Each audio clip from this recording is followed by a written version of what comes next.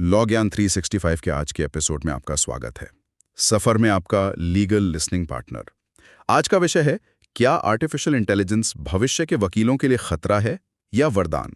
हम सब देख रहे हैं कि एआई मतलब हर तरफ है, लेकिन लीगल वर्ल्ड में जहां एक एक शब्द कीमती होता है, वहां इसका असर क्या हो रहा है? ये सवाल आज हर लॉ फर्म में, हर बार काउंसिल में पूछा जा रहा है।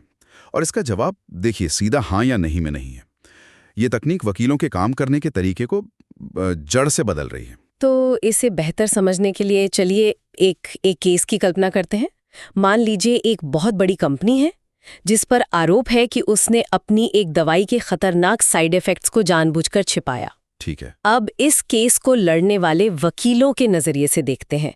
उनका सबसे पहला काम क्या होगा? सच ढूंढना। और मुझे लगता है यहीं से एआई की कहानी शुरू होती है। बिल्कुल, पहला चरण है फैक्ट गैदरिंग, या जिसे हम लीगल डिस्कवरी भी कहते हैं। आपके उदाहरण में इसका मतलब होगा कंपनी के पिछले 10 साल के लाखों दस्तावेजों को खंगालना। लाखों? हाँ, लाखों। Internal emails, research data, meeting minutes, regulatory filings, यहाँ तक कि वैज्ञानिकों के बीच की व्हाट्सएप चैट भी। ये वो भूसे का ढेर है जिसमें हमें सुई खोजनी है। और ये ढेर अब सिर्फ कागज का नहीं रहा, ये पूरी तरह से डिजिटल है, जिसे हम इलेक्ट्रॉनिकली स्टोर्ड इंफॉर्मेशन या ईएसआई कहते हैं, है ना? सही कहा। पहले वकीलों की एक पूरी सेना इस काम पर लगती थी, जो महीनों तक डॉक्यूमेंट्स पढ़ते रहते थे, और वो बहुत महंगा और थकाऊ काम था। तो अब एआई यहाँ कैसे मदद करता है? यहीं पर जनरेटिव एआई एक गेम चेंजर की तरह आता है। ये टूल्स इन लाखों पन्नों को घंटों में प्रोसेस कर सकते हैं, लेकिन असली जादू सिर्फ रफ्तार का नहीं है। एआई वो चीजें देख सकता है जो शायद इंसान की नजर से छूट जाए। मतलब सिर्फ कीवर्ड्स ढूंढने से ज्यादा कुछ? बहुत ज्यादा। सोचिए, एक इंसान शायद साइड इफेक्ट या डेंजर जैसे शब्द खोजेगा, लेकिन एआई सेंटिमेंट एनालिसिस कर सकता है। वो उन ईमेल्स को पकड़ सकता है जहां वैज्ञानिकों का लहजा अचानक घबराया हुआ या चिंतित लगने लगता है, भले ही उन्होंने कोई खतरनाक शब्द इस्तेमाल ना किया हो। अरे वाह, ये तो कमाल है। हमारे केस में एआई ने 2 अलग-अलग डिपार्टमेंट के साइंटिस्ट्स के बीच हजारों ईमेल्स में से सिर्फ 3 को फ्लाई किया। इन ईमेल्स में एक अजीब से कोड वर्ड प्रोजेक्ट नाइटिंगेल का जिक्र था। Project Nightingale? ये तो किसी दवाई का नाम नहीं लगता। बिल्कुल नहीं। बाद में पता चला कि ये उस दवाई के नेगेटिव ट्रायल रिजल्ट्स को दबाने के लिए एक सीक्रेट इंटरनल प्रोजेक्ट का नाम था। एक इंसान के लिए इन 3 बिखरे हुए ईमेल्स के बीच का कनेक्शन पकड़ना लगभग नामुमकिन था। एआई ने वो सुई खोज निकाली जिसने पूरे केस की दिशा ही बदल दी। वाह, मतलब एआई ने सिर्फ मेहनत नहीं बचाई, बल्कि एक ऐसा सुराग दिया जो शायद मिलता ही नहीं। ठीक है, तो हमें प्रोजेक्ट नाइटिंगेल मिल गया। अब वकील को यह साबित करना है कि ये गैर कानूनी था। हाँ। और यहीं पर लीगल रिसर्च का सिरदर्द शुरू होता है। स्टैट्यूट्स, रेगुलेशंस और सबसे बढ़कर केस लॉ का वो समुंदर जिसमें सही केस खोजना अपने आप में एक कला है। और ये वो कला है जिसे एआई एक विज्ञान में बदल रहा है। पुराने सिस्टम जैसे लेक्सिस नेक्सिस या वेस्ट लॉ कीवर्ड बेस्ड थे। आप शब्द डालते थे और आपको सैकड़ों केस मिल जाते थे, जिनमें से ज्यादातर आपके काम के नहीं होते थे। हाँ, और फिर उन सैकड़ों केस को पढ़कर समझना पड़ता था कि कौन सा आपके मामले पर फिट बैठता है। बहुत समय लगता था उसमें। अब नेचुरल लैंग्वेज प्रोसेसिंग या एनएलपी की वजह से आप एआई से पूरा सवाल पूछ सकते हैं। पूरा सवाल? जैसे आप पूछ सकते हैं, What precedents exist for pharmaceutical companies deliberately hiding negative trial data under a code name? ये सिर्फ कीवर्ड्स नहीं ढूंढता, ये आपके सवाल के कॉन्सेप्ट को समझता है और आपको सबसे रेलेवेंट 2-3 केस लाके देता है। एक मिनट, इस सुनने में तो बहुत ही कमाल का लगता है, लेकिन क्या हम इन एआई पर इतना भरोसा कर सकते हैं? मैंने तो सुना है कि ये कभी-कभी अपनी तरफ से ही कुछ भी बना देते हैं। आपने बिल्कुल सही और सबसे बड़े जोखिम की बात की है, जिसे हैलुसिनेशन कहते हैं ना? बिल्कुल, एआई हैलुसिनेशन। ये एआई मॉडल्स इतने यकीन के साथ गलत जानकारी देते हैं कि पकड़ना मुश्किल हो जाता है। हाल ही में अमेरिका में एक बहुत मशहूर केस हुआ, माता वर्सेस अवियान का, जहां एक वकील ने चैट जीपीटी का इस्तेमाल करके अपनी लीगल ब्रीफ तैयार की। उस ब्रीफ में 6 ऐसे केस का जिक्र था जो कभी हुए ही नहीं थे। चैट जीपीटी ने उन्हें बस बना दिया था। और फिर क्या हुआ? जज ने उन्हें पकड़ लिया होगा? जाहिर है, उस वकील पर भारी जुर्माना लगा और उसकी बहुत बदनामी हुई। ये एक बहुत बड़ी चेतावनी है। एआई को आप एक बेहद होशियार, बेहद तेज, लेकिन भरोसे के लायक नहीं, एक नौसिखिए इंटर्न की तरह समझें। एक ऐसा इंटर्न जो कभी सोता नहीं और कॉफी भी नहीं मांगता, लेकिन जिसके काम को 3 बार चेक करना पड़ता है। बिल्कुल। एआई एक बेहतरीन स्टार्टिंग पॉइंट है, लेकिन वो फाइनल आंसर नहीं है। वकील की प्रोफेशनल रिस्पॉन्सिबिलिटी है कि वो एआई से मिले हर केस, हर साइटेशन को खुद वेरीफाई करे, ये सुनिश्चित करें कि वो गुड लॉ है, यानी उसे किसी बड़ी अदालत ने पलट तो नहीं दिया है। अंतिम जिम्मेदारी हमेशा और हमेशा इंसान की ही होगी। ठीक है, ये चेतावनी बहुत जरूरी है। तो हमारे केस में एआई ने हमें असली और सही केस लॉ ढूंढने में मदद की। अब हमारे पास तथ्य हैं और कानून भी। अब आता है वो $1 मिलियन सवाल जो हर क्लाइंट पूछता है, हम जीतेंगे या हारेंगे? हाँ, एनालिसिस एंड प्रिडिक्शन का चरण। और यहाँ एआई का क्या रोल है? और यहीं पे एआई का रोल थोड़ा विवादास्पद हो जाता है।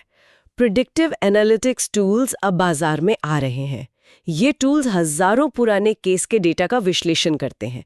हमारे केस में एआई ये देखेगा कि इस तरह के मामलों में, इस खास अदालत में, और अगर हमें पता हो कि कौन सा जज केस सुन रहा है, तो उस जज के पिछले फैसलों का पैटर्न क्या रहा। वाह, मतलब एआई एक तरह से जज का दिमाग पढ़ने की कोशिश कर रहा है। ये तो केस की तैयारी के लिए गेम चेंजर हो सकता है। ये आपको एक प्रोबेबिलिटी दे सकता है, जैसे इन तथ्यों और इस जज के साथ आपके जीतने की संभावना 65% है। ये जानकारी सेटलमेंट नेगोशिएशंस के लिए बहुत कीमती हो सकती है। लेकिन क्या इससे न्याय प्रक्रिया में एक तरह का पूर्वाग्रह, मतलब बायस नहीं आ जाएगा?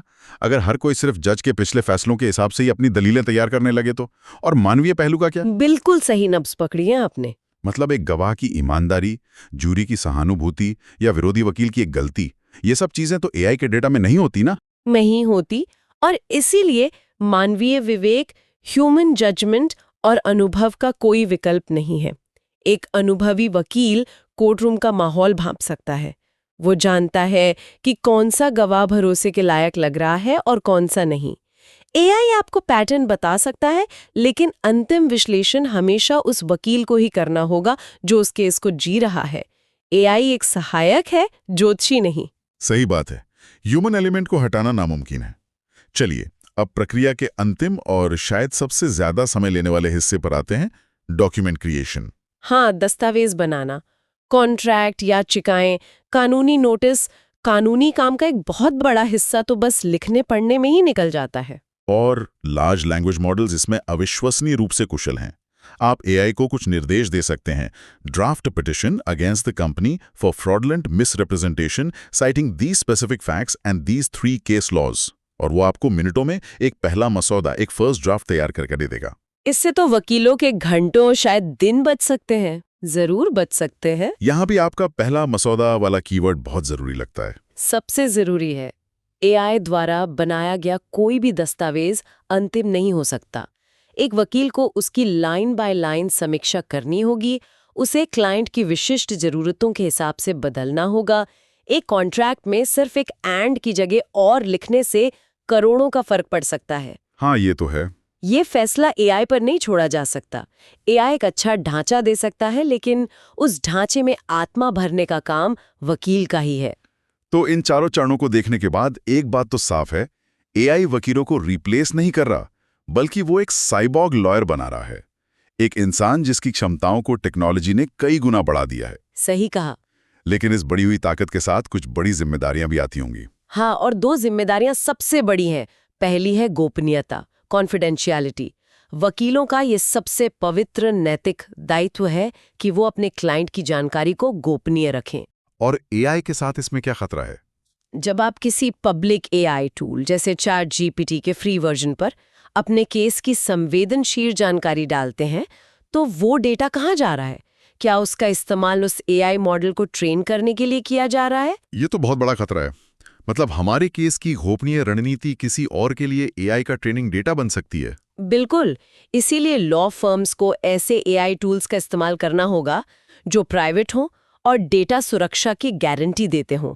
ये एक बहुत बड़ी तकनीकी और नैतिक चुनौती है। और दूसरी बड़ी जिम्मेदारी? दूसरी वही बात है जिसे हमने बार बार दोहराया है, कॉम्पिटेंस एंड ओवरसाइट। मतलब हर कदम पर एक काबिल वकील का नियंत्रण जरूरी है। एआई से मिले किसी भी आउटपुट पर आंख मूंद कर भरोसा करना प्रोफेशनल नेग्लिजेंस यानी पेशेवर लापरवाही मानी जा सकती है। तो आपको अपने टूल को समझना होगा। हाँ, उसकी सीमाओं को जानना होगा और उसके काम को वेरीफाई करना होगा। Technology is a tool, not a substitute for professional judgement. तो आज की चर्चा से ये स्पष्ट है कि एआई खतरा नहीं है, बल्कि एक बहुत शक्तिशाली वरदान है। लेकिन ये एक ऐसा वरदान है जो बड़ी जिम्मेदारी की मांग करता है। ये वकीलों को ज्यादा कुशल, ज्यादा प्रभावी बना रहा है, लेकिन मानवीय विवेक, नैतिकता और जिम्मेदारी हमेशा इस पेशे के केंद्र में ही रहेगी। इस पर एक अंतिम विचार, अगर एआई कानून के दोहराए जाने वाले और समय लेने वाले हिस्सों को संभाल सकता है, तो ये वकीलों को किस काम के लिए आजाद करता है? एक अच्छा सवाल है। शायद ये उन्हें पेशे के उन पहलुओं पर ज्यादा ध्यान केंद्रित करने की अनुमति देता है जो असल में मायने रखते हैं और जो सिर्फ इंसान कर सकते हैं। अपने क्लाइंट के लिए सहानुभूति रखना, उनकी समस्याओं को गहराई से समझना, रचनात्मक कानूनी रणनीति बनाना और कोर्ट में अपनी बात को प्रभावी ढंग से रखने की कला। तो असली सवाल ये नहीं है कि एआई वकीलों की जगह लेगा या नहीं। नहीं, सवाल यह है कि यह एक महान वकील होने के मायने को कैसे फिर से परिभाषित करेगा। यह एक बेहतरीन निष्कर्ष है। मशीनें वो काम करें जो मशीनें कर सकती हैं, ताकि इंसान उन कामों पर ध्यान केंद्रित कर सकें जो सिर्फ इंसान ही कर सकते हैं। यदि आप और जानना चाहते हैं या आपके कोई प्रश्न हैं, तो कृपया नीचे कमेंट करें और नए अपडेट के लिए इस चैनल को लाइक, शेयर और सब्सक्राइब करें। धन्यवाद।